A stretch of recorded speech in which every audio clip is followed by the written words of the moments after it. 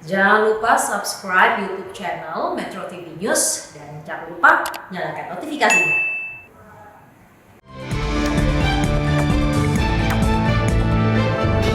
Panggilan sosial untuk dunia usaha.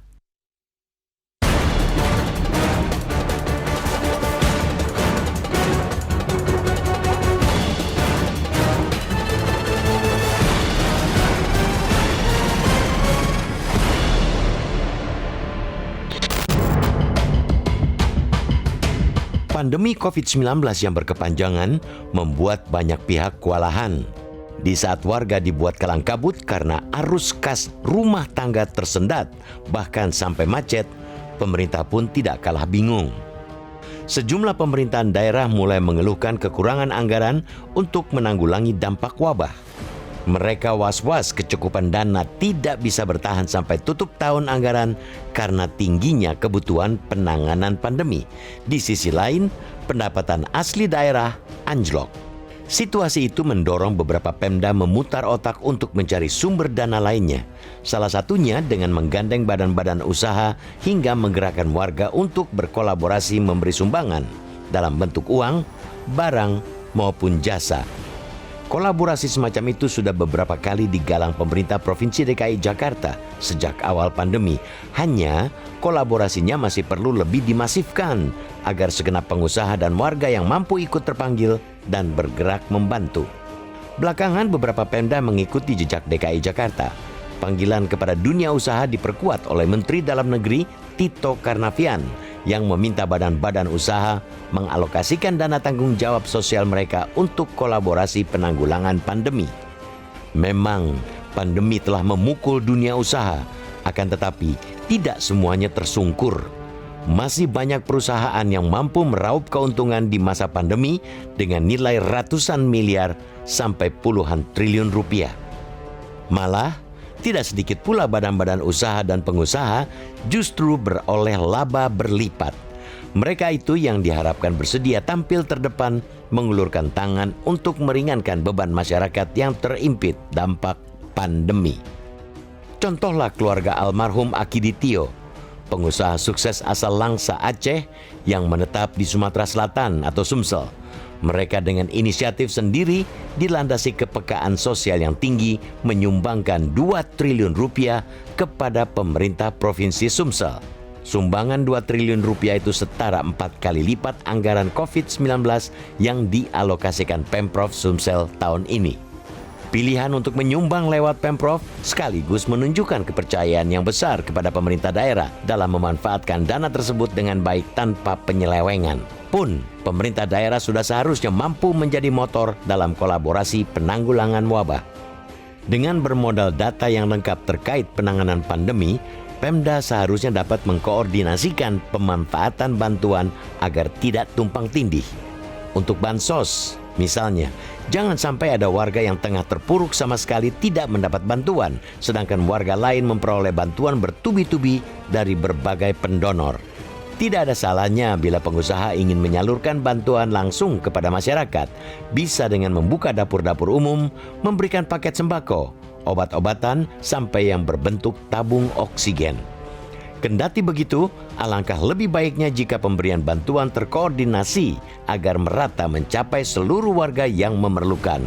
Badan-badan usaha yang makmur dapat pula memperluas cakupan program vaksinasi gotong royong ke konsumen mereka atau masyarakat luas.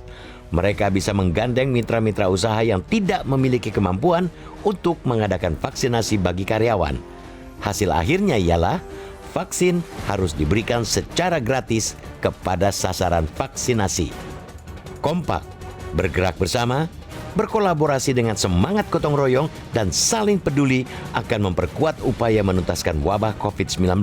Yang kita inginkan bukan sekadar imbauan atau slogan, melainkan benar-benar menjelma sebagai aksi nyata memenuhi panggilan sosial.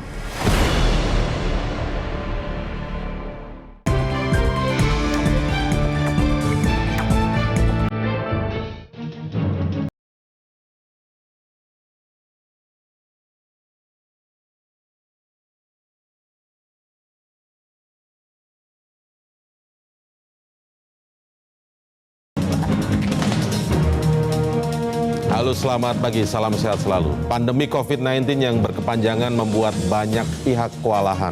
Sejumlah pemerintahan daerah mulai mengeluhkan kekurangan anggaran untuk menanggulangi dampak wabah. Situasi itu mendorong beberapa Pemda memutar otak untuk mencari sumber dana lainnya.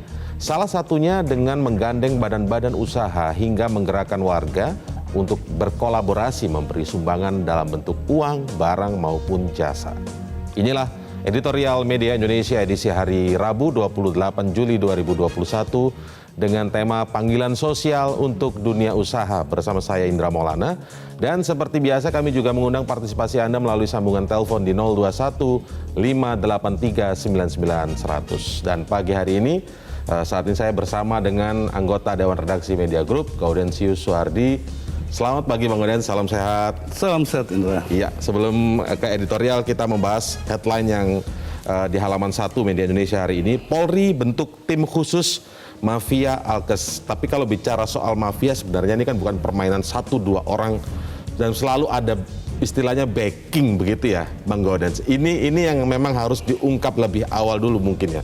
Kalau kita bicara tentang mafia alat kesehatan itu. Ya, mafia itu kan kalau di film-film di Italia itu kan mafioso ya. Iya, betul. Tentu di belakangnya itu ada orang kuatnya. Iya. Yang sejauh ini yang ditangkap atau yang disodorkan kepada publik itu adalah mereka yang menjadi kaki tangan. Nah, belum tahu kita siapa di balik orang-orang kuat itu. Ya. Tetapi ada satu hal yang harus kita sadari, mengapa ada mafia alat kesehatan? Ya karena memang kesehatan terkait dengan alat-alat kesehatan itu kita sangat tergantung kepada impor. Karena itu permainan mafia-mafia impor inilah yang menyebabkan kelangkaan beberapa alat kesehatan di Indonesia, termasuk obat-obat yang. Oke, upaya dihilir seperti bentuk mafia menangkap mereka yang melakukan permainan mafioso seperti di alat kesehatan ini itu di sisi hilir, tapi di sisi hulu kita harus menutup celah-celah itu maksudnya. Kan bahan baku obat itu kan cuman ada 2 negara besar ya. Yang pertama itu dari Tiongkok, yang kedua itu dari India, kemudian dari Eropa terutama Prancis yang itu sumber-sumbernya. Nah, siapa yang mempunyai akses ke 3 tempat itu, itulah yang diduga ya.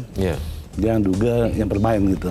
Baik, kita ke halaman 2. Ini headline yang kita bahas ini memang menjadi pertanyaan setiap orang juga yang khawatir terhadap kondisi pandemi memang Bang. Ketika PPKM sudah tetap berlanjut, tetapi kan ada pelonggaran-pelonggaran dan lain sebagainya, beberapa aturan. Khawatirnya di masyarakat kita itu memang akan menjadi seperti euforia setelah setelah semuanya itu dilonggarkan kembali dan kemudian justru berdampak nanti di beberapa bulan ke depan ada terjadi peningkatan. Ini bagus sekali soal headline di halaman kedua ini. Situasi pandemi masih belum aman. Ini mengingatkan kepada kita semua sebenarnya Bang Gauden. Ya, masih belum aman meskipun tingkat keterisian rumah sakit sudah mulai sudah mulai bagus atau landai ya. Betul. Rata-rata di bawah sekitar 50 atau di bawah 50%. Tentu ini kabar baik, tetapi kita tahu bahwa terpapar maupun tingkat kematian juga masih tinggi ya. Betul. Karena itu dalam situasi pandemi yang belum aman ini, eloknya warga negara itu vaksinasi. Betul. Itu yang pertama. Tentu yang kedua ya tetap menjaga protokol kesehatan.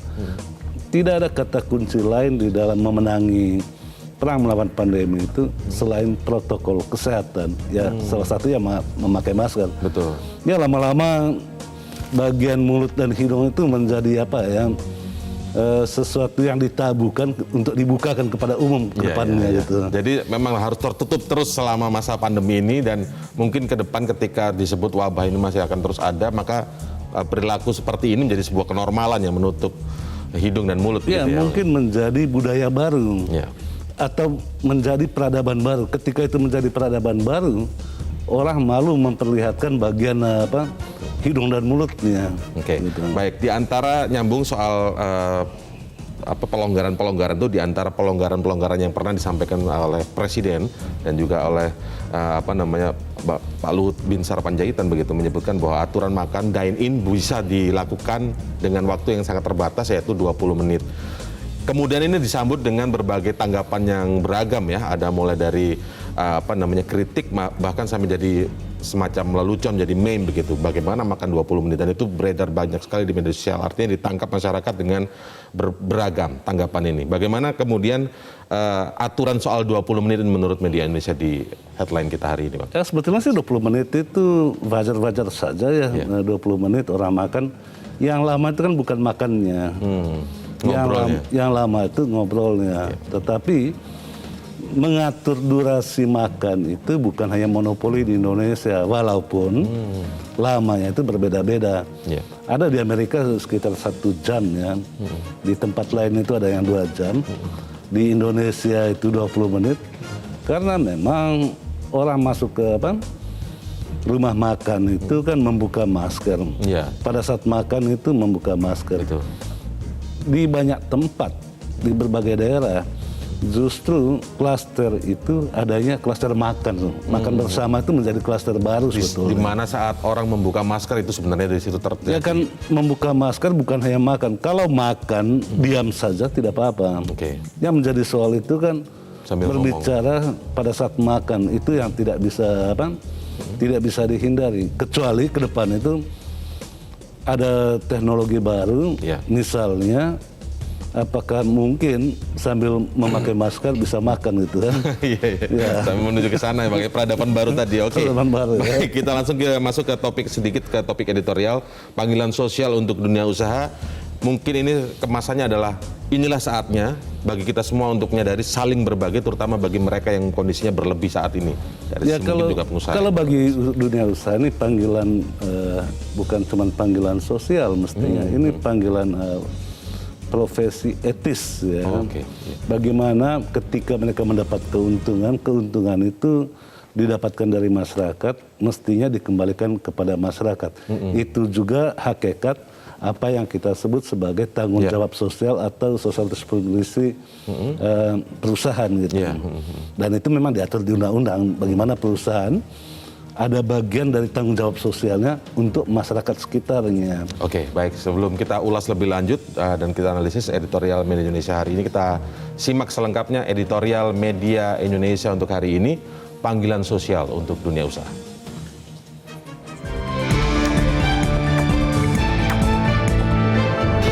Panggilan sosial untuk dunia usaha.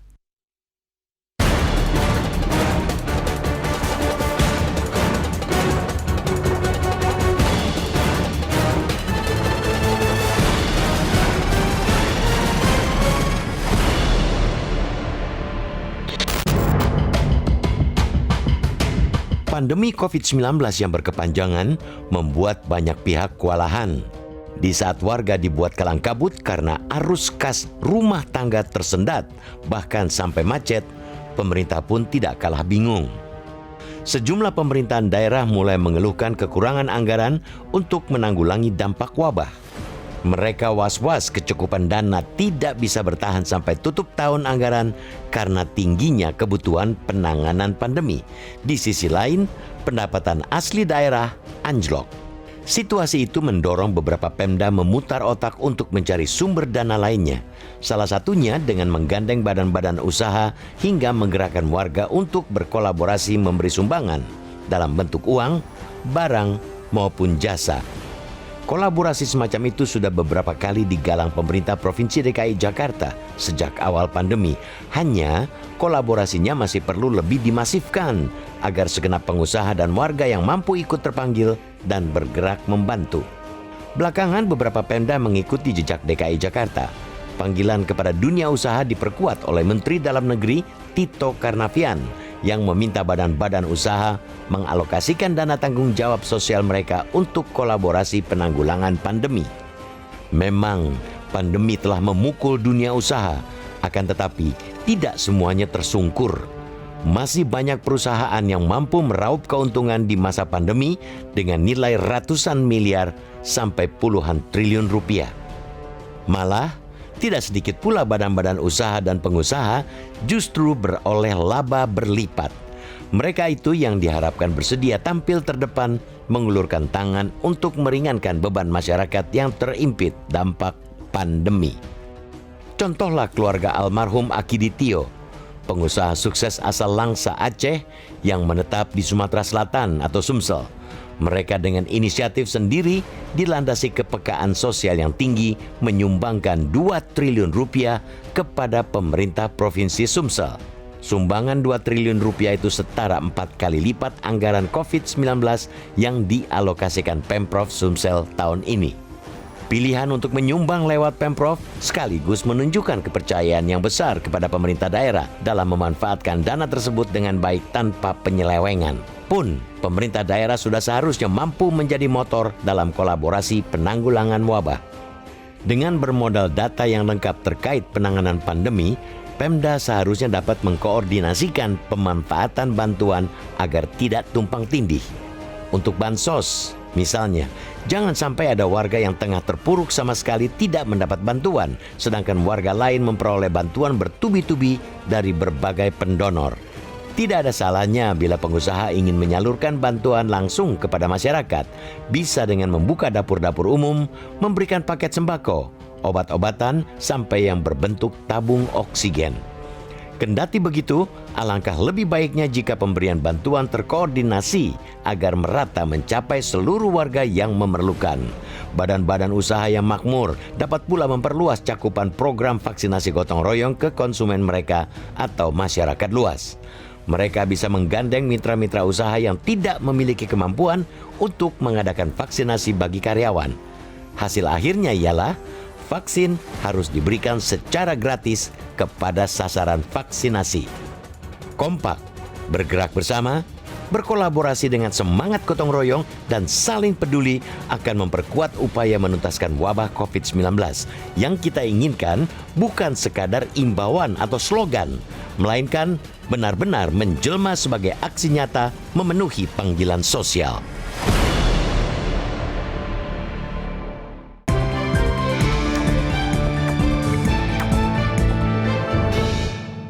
Kami tunggu partisipasi Anda di 021 583 99 100. Editorial Media Indonesia segera kembali saat lagi.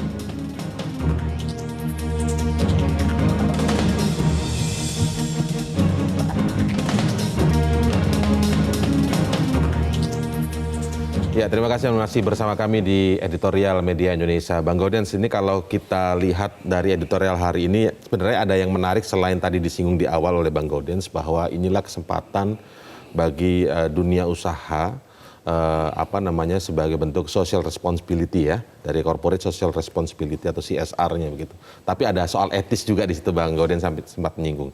Cuman pertanyaannya adalah juga menarik dituangkan di editorial adalah soal bagaimana kepercayaan, contoh nih ya di Sumatera Selatan itu seorang atas nama Akiditio gitu ya, dengan 2 triliun yang disumbangkan, menaruh kepercayaan besar, ini yang harus kita lihat juga, kepada pemerintahan daerah di sana. Artinya trust kepada pemerintahan daerah di sana untuk pembagian dan distribusinya. Nah, bagaimana catatan yang paling penting dari soal ini, Bang? Ya, ada 2 hal ya.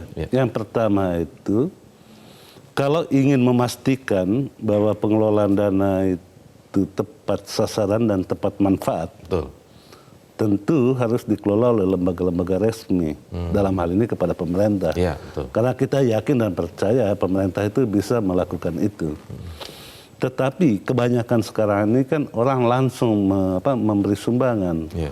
Kalau langsung memberi sumbangan, bisa saja ada orang yang mendapatkan sumbangan, ada yang tidak pernah mendapatkan sumbangan.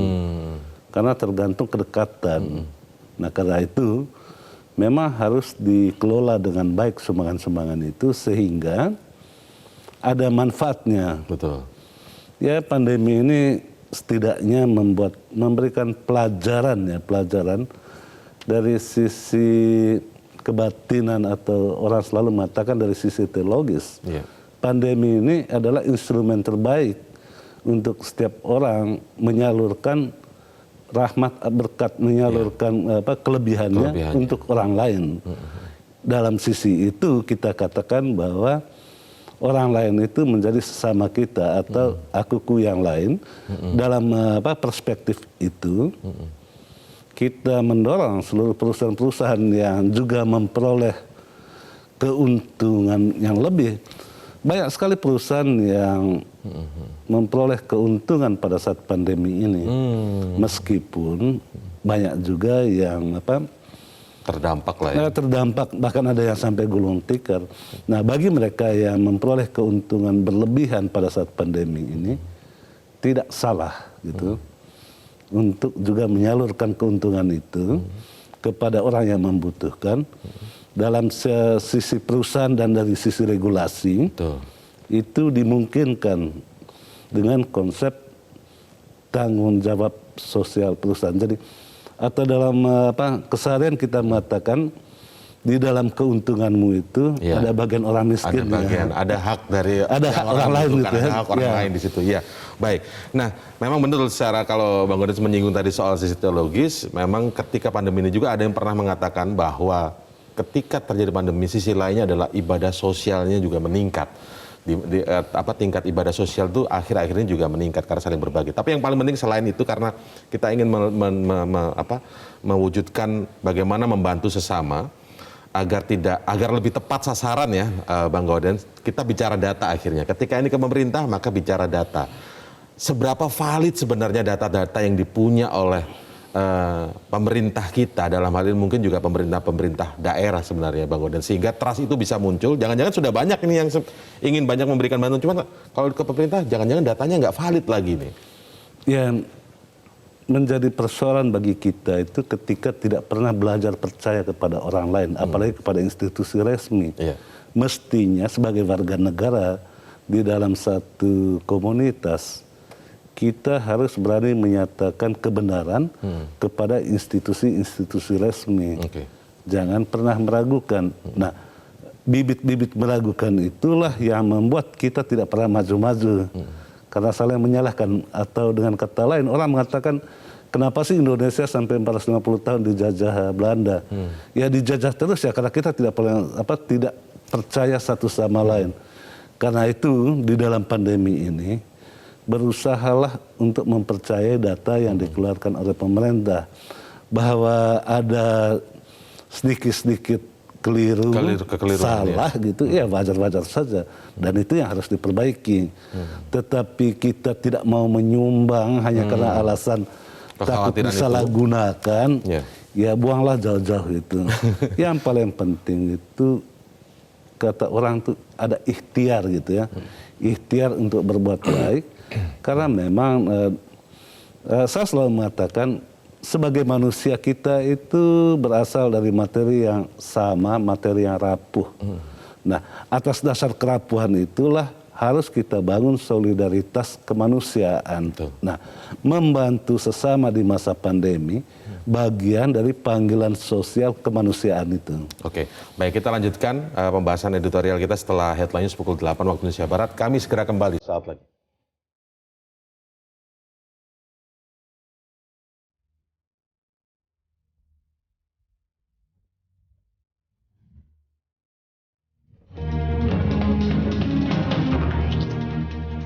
Ya, selamat bergabung untuk Anda yang baru saja mengikuti editorial Media Indonesia untuk hari ini. Topiknya adalah panggilan sosial untuk dunia usaha. Sekarang saya sapa Anda yang sudah bergabung bersama kami saat ini.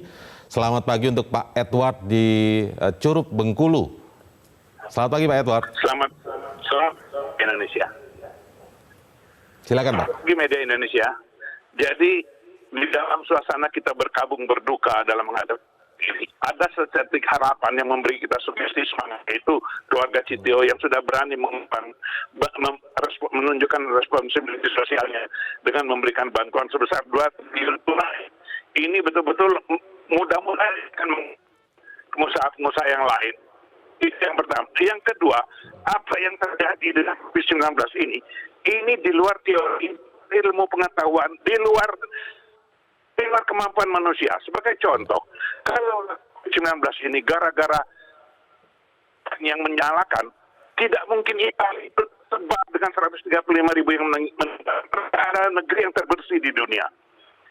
Karena panas, COVID ini bisa musnah. Tidak akanlah Jazirah Arab itu diserang COVID-19.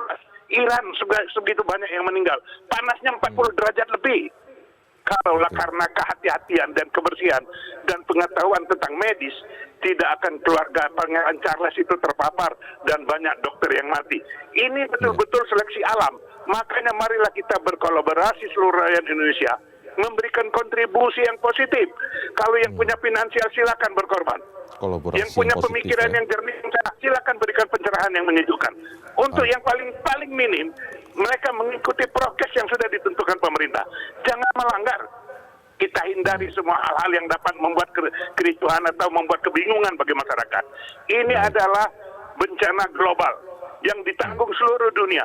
Nah, mudah-mudahan ini akan menggugah lagi, terutama yang merasa wakil rakyat yang menerima take home pay 180 juta per bulan. Tolong Anda berikan bantuan, bagikan sedikit rezeki Anda kepada Oke, untuk membantu COVID ini. Itu mungkin yang perlu dilakukan oleh bangsa bersatu COVID-19 ini. Baik, terima kasih Pak Edward di Curug Bengkulu. Kita ke Pak Ondo Silitonga, Bekasi, Jawa Barat. Selamat pagi Pak Ondo. Selamat pagi Bung Indra, Bung Laurentius. Silakan. Selamat pagi, silakan Pak. Ya, setuju panggilan sosial untuk Alkiditio yang lain. Alkiditio itu nyaris tak terdengar, malah melakukan aksi sosial 2 triliun, luar biasa. Tidak diminta, tidak dipanggil, datang sendiri. Sekarang editorial memanggil ini. Ayo BCA, Astra, Sampurna, Indosemen, Gudang Garam, Unilever, Indofood. Mungkin sudah berbuat, tapi belum terdengar seperti Alkiditio. Ya. Budi Hartono, perorangan nih, brother Michael Hartono, Prayogi Pangestu, Antoni Salim, ARB, Hairul Tanjung, Thohir. Ayo mari, apa yang kalian perbuat? Perlihatkan dong. Bung Indra, bila pilkada, pileg, suka ada serangan fajar. Meski itu dilarang, tetap mereka lakukan. Tapi saat ini tidak dilarang, malah serangan fajarnya tidak ada untuk COVID. Malah bobok semua. Saya minta pada partai-partai besar, jangan hanya Nasdem dan PSI yang terdengar oleh rakyat. Minta anggota-anggota DPR, DPRD kalian itu potong tunjangannya yang cukup besar itu untuk bantuan rakyat, terutama di daerah konstituen mereka sendiri. Masa kalah sama rakyat kecil yang bisa buka dapur umum? Halo, mana ungkapan ini suara rakyat? Bukan ternyata. Ini membuktikan. Terima kasih. Oke, terima kasih Pak Ondo Silitonga. Ini menarik sekali ya poin dari Pak Ondo. Kita ke Pak Nugroho sekarang. Selamat pagi Pak Nugroho, ada di Jakarta. Bung Claudius, selamat pagi Bung Indra. Selamat pagi, silakan Pak. COVID dan bencana krisis ini adalah bencana dunia. Ini darurat kehidupan manusia. Disinilah kita dipanggil untuk mempunyai kesadaran. Kalau Metro hari ini mengatakan panggilan sosial, ada 3 hal yang harus diperhatikan. Yang pertama, ini saatnya kita menunjukkan hati manusia dari para pengusaha. Adilatio dengan sumbangan 2 triliun itu awal. Tapi masih banyak pengusaha lain yang lebih besar. Sinarmas, Agung Sedayu, Sumarekon, Jarum, Gudang Garam, BCA dan sebagainya. Apa yang mereka lakukan? Ini hati manusia. Kalau mereka tetap tidak terkoordinasi, tidak terpanggil, ya memang bukan manusia. Yang kedua, ini saatnya untuk para aparat dan pemerintah menunjukkan kebersihannya, pengabdiannya. Jangan sumbangan ini nanti dicilep, dikorupsi. Ini saatnya pegawai negeri, anggota DPR seperti pahlawan-pahlawan memberikan sebagian sumbangan uangnya untuk menolong sesamanya. Dan yang ketiga, ini ujian iman bagi orang yang mengaku beragama. Apapun agamanya. Ini habluminanas. Jangan ngomong Tuhan di atas, tapi kita tidak mempedulikan tetangga-tetangga kita, apalagi menimbulkan keributan. Itu semua agama palsu. Kemurtadan itu. Ini 3 hal yang penting. Jadi 3 hal ya. Metro sudah terima kasih Pak Nugroho di Jakarta. Kita beralih ke Batam, Kepulauan Riau. Pak John Veto, selamat pagi. Halo, selamat pagi. Selamat pagi Pak John Veto, silakan. Selamat pagi Bang Indra, selamat pagi Bang Gaudin ya. Ya. Selamat pagi. Silakan Bang John. Ini sangat ya. Ini yang dibahas pagi ini sangat bagus. Ya, panggilan sosial untuk dunia usaha. Ya mudah-mudahan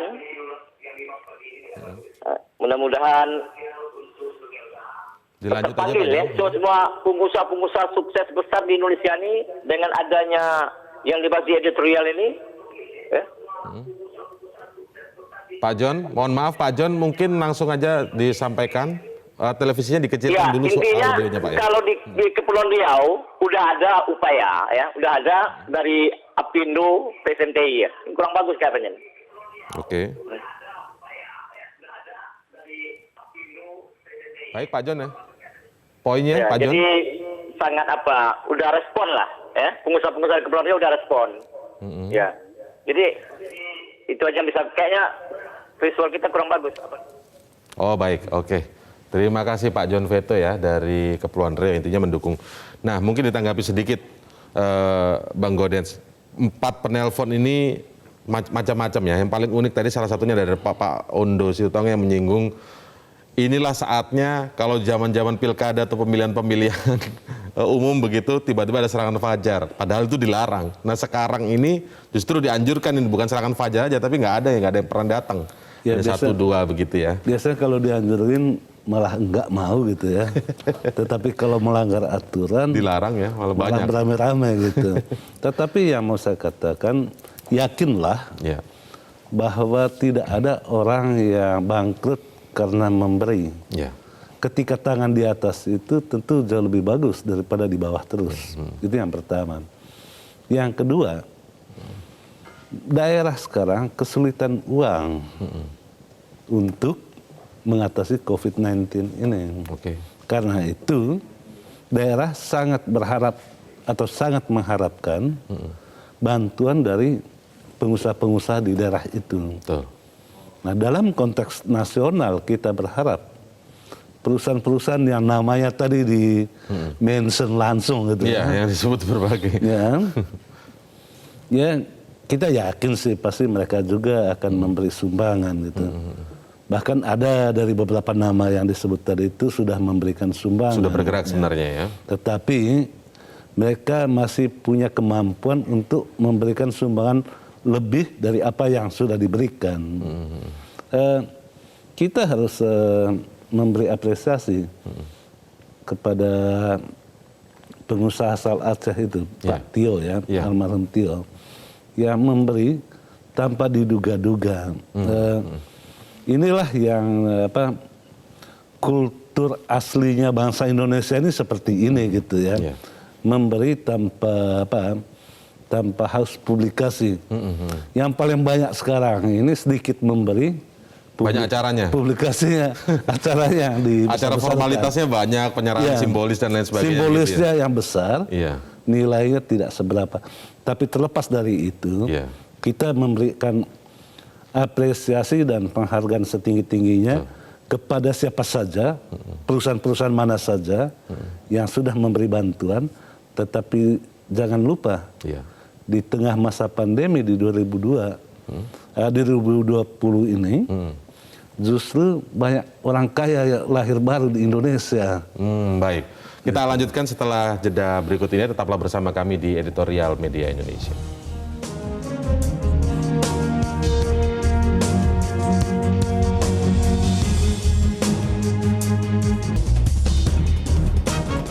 Baik, terima kasih Anda masih bersama kami di Editorial Media Indonesia. Bang Gaudens, ini menariknya kan sebenarnya soal panggilan sosial untuk dunia usaha dan sebagainya ini dulu pernah dirintis atau mungkin digagas oleh Pemprov DKI. Cuman waktu itu memang sempat menjadi sorotan karena ada bahasa yang permintaan sumbangan terhadap berbagai dunia usaha ya. Waktu itu untuk kepentingan penanganan COVID di DKI Jakarta. Nah, apakah memang cara-cara yang perlu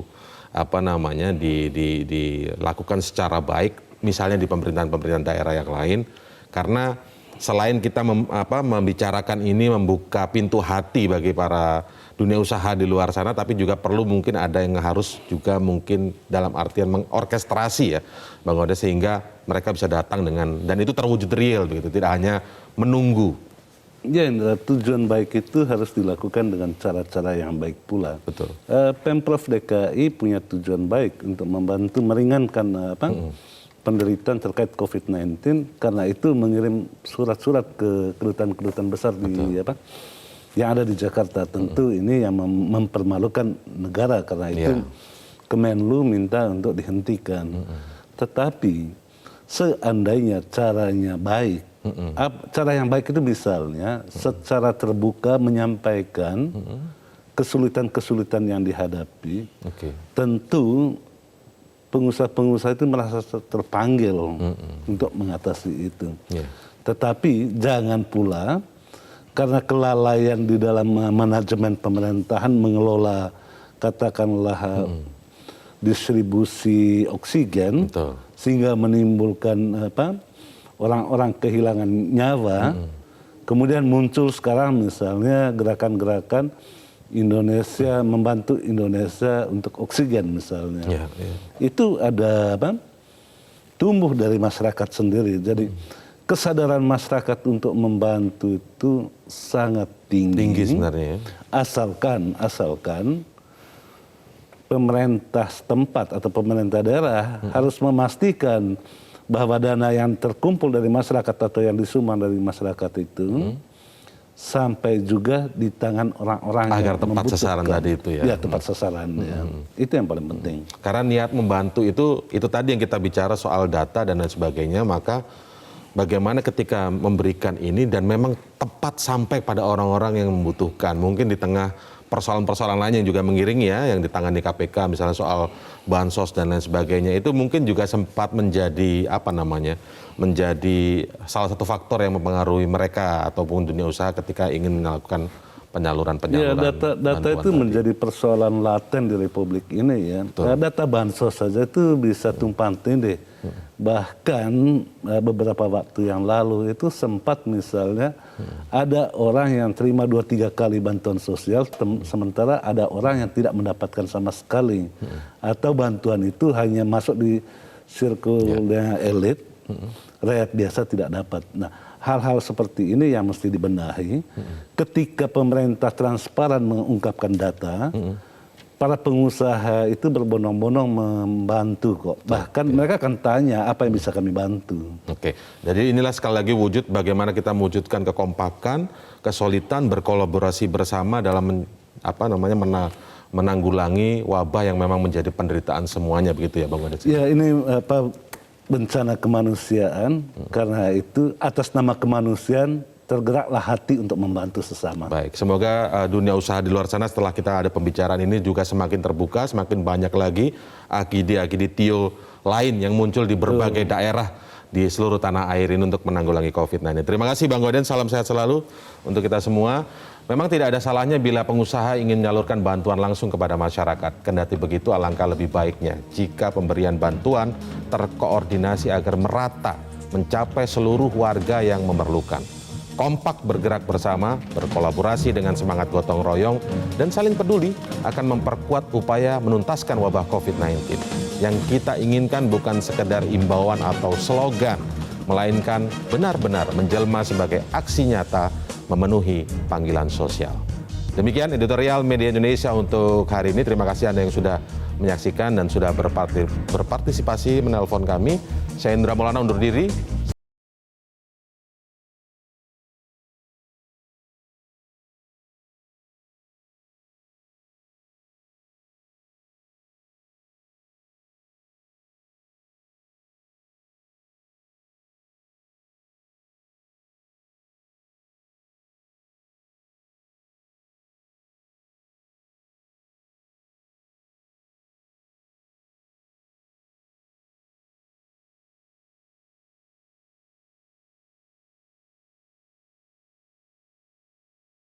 Metro TV,